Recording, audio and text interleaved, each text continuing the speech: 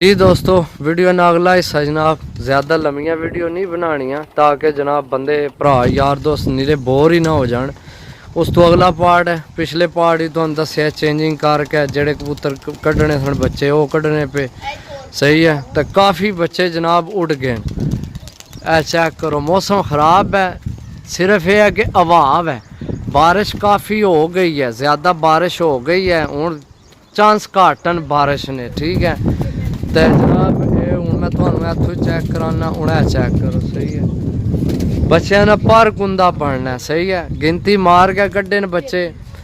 ते वो चेक करो कितने कितने दूर फिर के आमने पे हवा नहीं वजह तो जनाब पर कुंदा अच्छा होना बच्चों ना सही है।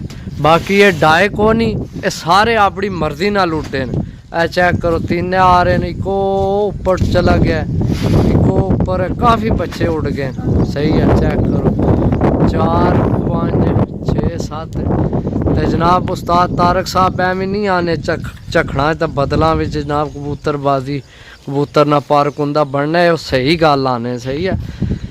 बाकी चेक करो जनाब डाए को नहीं, जेड़ा अपनी मर्जी ना उड़िया है वो ही उड़िया सही है। बाकी जनाब तंग नहीं किया, बच्चों की तंग भी नहीं करना, सिर्फ बाहर कड्ढे तो माशाल्लाह काफ़ी बच्चे उड़ गए ना। चेक करो सही है। तो दोस्तों हमेशा याद रखो मैं गलत गल कदे ना की है ना करनी है कदे।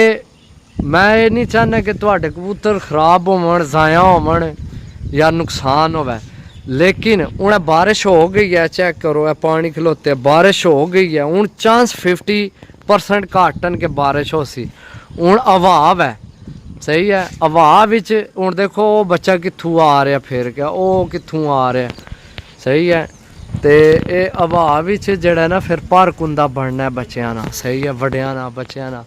लेकिन कल असी वड्डे कड्ढे सन, अज वड्डे हाली ये कड्ढे बारिश विच इन्हां दियां सिरियां ये क्रीच लगियां, इस वजह तो इन्हें की नहीं कड्ढना, ये कल कढ़ रहे हैं।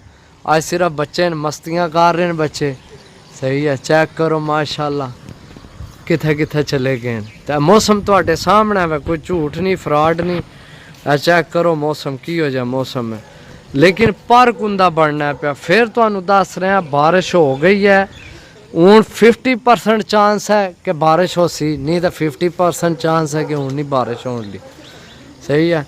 हवा नहीं ज़्यादा है थोड़ा ठीक है, हवा ज़्यादा है तो इसनी वजह तो हूँ बच्चे माशाल्लाह हूँ मौसम असी तो इस मौसम के आने बंद मौसम, यानी कि हूँ आसमान बंद हो गया इको जिहा हो गया, तो कबूतर बुलंदी विच नहीं चले सही है, सामने रह सने बच्चे सारे। चेक करो सही है।